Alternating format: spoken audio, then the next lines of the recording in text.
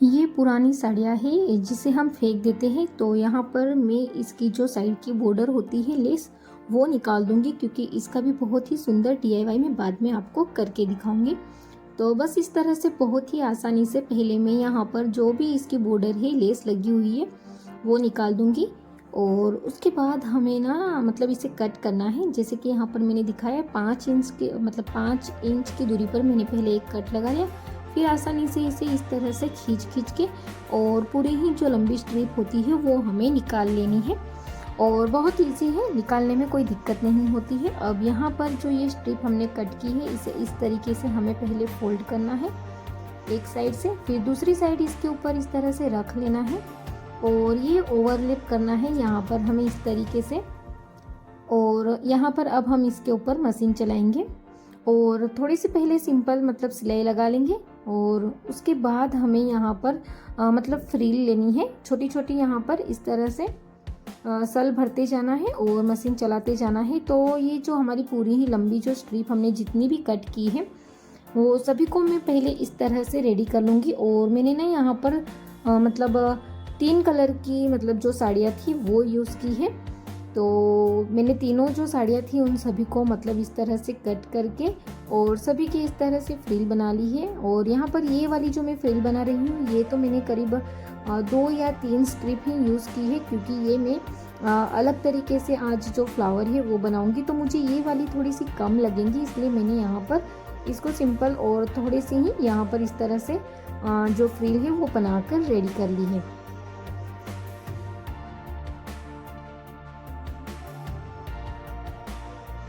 अब सारी ही जो साड़ियाँ हैं जितनी भी मैं यहाँ पर यूज़ करूँगी वो सभी को मैंने इस तरह से फ्रिल बना के रेडी कर लिया है। अब यहाँ पर मैं फरमा कट करूँगी। सबसे पहले तो मैंने एक न्यूज़पेपर लिया है। आप चाहे तो ना आप जो चावल की बोरी, आटे की बोरी या गेहूं की जो भी बोरी होती है जो प्लास्टिक की होती है वो उसके ऊपर भी आप डायरेक्ट यहाँ पर कर सकते हो। तो मैं तो पहले यहाँ पर फरमा कट कर रही हूँ। तो न्यूज़पेपर को पहले मैंने इस तरह से मतलब जो ट्रायंगल शेप है वहाँ पर मैंने उसको फोल्ड कर लिया है और साइड का जो एक्स्ट्रा था उसे कट करके हटा लिया है। तो ये हमारा पूरा ही स्क्वायर बनके रेडी हो गया। अब हम इसे सबसे पहले जो मतलब 4 फोल्ड करेंगे और 4 फोल्ड करने के बाद ये स्क्वायर हो जाता है। तो इसको स्क्वायर को फिर से हम एक फोल्ड करेंगे यानी 6 फोल्ड हो जाएंगे और ये ट्रायंगल शेप बन जाएगा। और ये ट्रायंगल शेप बनने के बाद यहाँ पर हमें कुछ भी सर्कल कुछ भी ऐसा रख लेना है, डब्बे का ढक्कन डब्बा या फिर घर के अंदर कोई भी प्लेट होती है और वो रख के यहाँ पर हमें अच्छे से इस तरह से ड्रॉ कर लेना है और फिर हमें यहाँ पर कट करके इसे हटा लेना है। तो ये हमारा पेपर जो है वो पूरा ही फ्लावर बन के रेडी हो जाएगा। और बीच में इस तरह से जो छोटा ढक्कन है वो रख के मार्क लगा लेना है। मैं ना पहले पेपर पे इसलिए कट करती हूँ ताकि ना कुछ भी गड़बड़ हो तो पेपर पे ही हो। और मतलब जो भी हमारी बोरी है और जिसके ऊपर हम डायरेक्ट कट करेंगे वो ख़राब ना हो, इसलिए मैं पहले पेपर पे करती हूँ। अब यहाँ पर जो भी हमने जो कटिंग की है, जो हमारा फर्मा बन के रेडी हुआ है उसे हम यहाँ पर जो हमारे पास प्लास्टिक की जो बोरी है उसके ऊपर रखेंगे। और जो मार्कर पेन होती है उससे ना मैं यहाँ पर बिल्कुल इस तरह से धीरे धीरे से मतलब जो फ्लावर का जो शेप है वो ड्रॉ कर लूँगी और फिर इसे हम कट कर लेंगे और कट करके हटा लेंगे। तो ये हमारा जो बोरी के अंदर से जो फ्लावर का जो शेप है वो बन के रेडी हो गया। अब हम इसे 4 फोल्ड कर लेंगे पहले तो, क्योंकि हमें बीच में भी मार्क लगाना है। तो इस तरीके से 4 फोल्ड कर लेंगे और यहाँ पर मतलब जो बीच का जो पॉइंट है वो वहाँ पर रख के और इस तरह से बीच का भी हमें सर्कल ड्रॉ कर लेना है। अब जहाँ पर हमारी फ्लावर की जो एक एक पेटल्स है वहाँ पर हमें इस तरह से कॉर्नर जो अंदर की साइड है वहाँ पर इस तरह से रख के और सीधी लाइन खींच लेनी है, ताकि ना जब भी हम सिलाई करेंगे फ्लावर की पेटल्स बनाएंगे तो मतलब छोटी मोटी ना हो।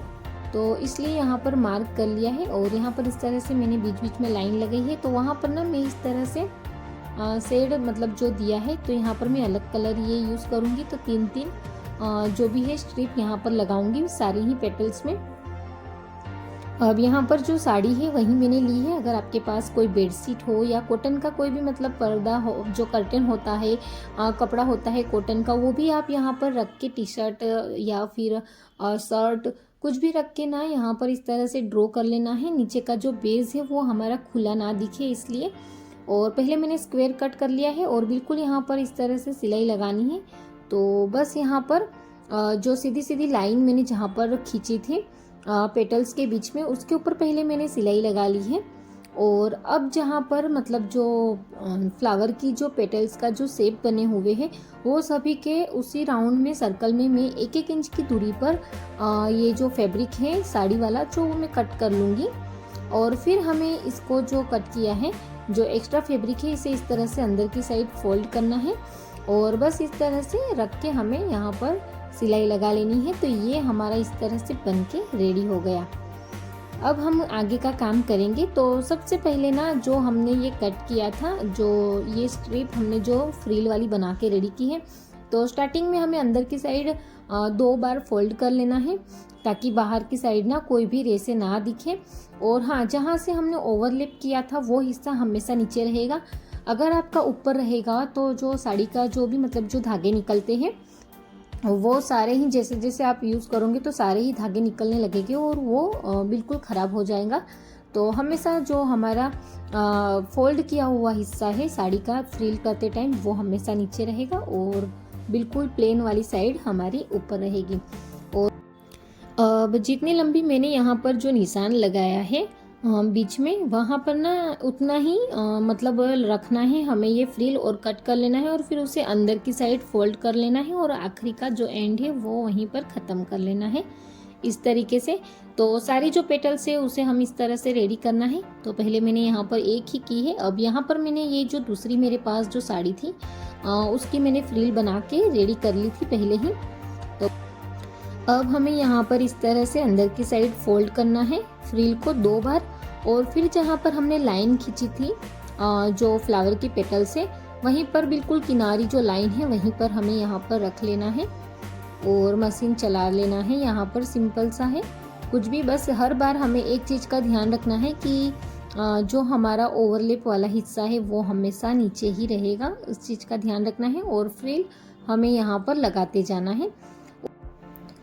अब यहाँ पर बिल्कुल किनारी किनारी पर मैं इस तरह से जो सिलाई है वो लगा लूँगी और जब भी ये फ्रिल ख़त्म होगी तो जो आखिरी का एंड होगा तो उससे ना हमें अंदर की साइड फोल्ड करना है। जैसे स्टार्टिंग में हमने फोल्ड किया है वैसे ही हमें एंड में भी उसे अंदर की साइड फोल्ड करना है और फिर दूसरी फ्रिल हमें उसके ऊपर रख लेनी है, पर उसको भी हमें 2 फोल्ड करके फिर ही लगाना है। तो इस तरह से अंदर ही अंदर इस तरह से लगाते जाना है। और जहाँ पर मैंने येलो छोटी छोटी जो स्ट्रिप ये लगाई है सबसे पहले, उसके बीच में जहाँ पर गैप है वहाँ पर भी हमें भरते जाना है। लेकिन साइड की जो ये बॉर्डर है 2, वहाँ पर मैंने 2 लाइन ली है और यहाँ पर ये बिल्कुल जो ग्रीन नहीं सॉरी येलो जो हमारी जो लाइन है स्ट्रिप उसके ऊपर आ गई है। तो बस इस तरह से मैं थोड़ा सा साइड में ले लूँगी और ये इतनी सारी बीच में गैप है तो इसे यहाँ पर इस तरह से रख के और बिल्कुल नीचे की साइड चली जाऊंगी। तो ये बीच का जो गैप है वो भी हमारा भर जाएगा इस तरीके से। और जो आखिरी है वहाँ पर ना हमें मतलब कट कर लेना है और इसे भी आखिरी में हमें इस तरह से अंदर की साइड फोल्ड कर लेना है 2 फोल्ड लगा के और फिर यहाँ पर सिलाई लगा के यहाँ पर एंड कर लेना है और फिर दूसरी अंदर की साइड से हमें फिर से शुरू करना होगा। अब जहाँ पर हमने येलो जो लाइन लगाई है वहाँ पर तो पूरा ही भर गया है, लेकिन अब हमें सिर्फ अंदर अंदर का ही हिस्सा खाली है तो उसी को ही ये फ्रिल से पूरा ही भर लेना है। तो मशीन को अंदर की साइड ले लेंगे इस तरीके से और जहाँ पर गैप है वहाँ पर इस तरह से अंदर से मैं शुरू करूँगी। तो ये नीचे थोड़ा सा गैप रह गया है तो यहाँ से शुरू करूँगी और फिर ऊपर आते जाएंगे। और अब हमें कुछ भी नहीं करना है, कहीं से भी निकलना नहीं है, सिर्फ ये अंदर का जो सर्कल है उसी के अंदर ना गोल गोल करते हुए जो हमारी जो फ्रिल है वो पूरी ही इस तरह से लगानी है।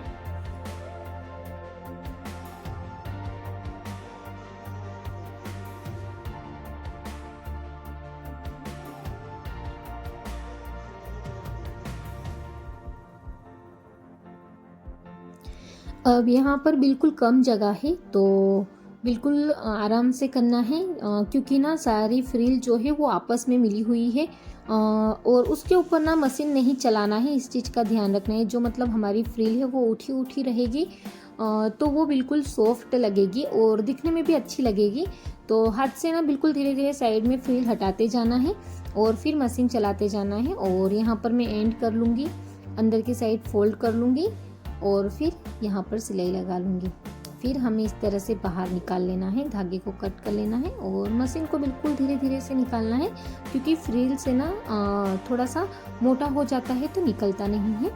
अब ये एक हिस्सा छोड़ दूंगी, ये और ये जो चार मतलब जो है वो ना मैं इस महरून कलर से करूँगी और दूसरे चार में दूसरे कलर से करूँगी।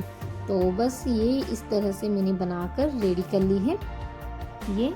क्योंकि ना एक साड़ी में पूरा ही बनने वाला नहीं था, अब एक साइड का मैंने हिस्सा खाली रखा है फ्लावर का, ताकि ना मशीन इजीली अंदर जा सके और अंदर की साइड को पूरा ही मैं पूर सकूं।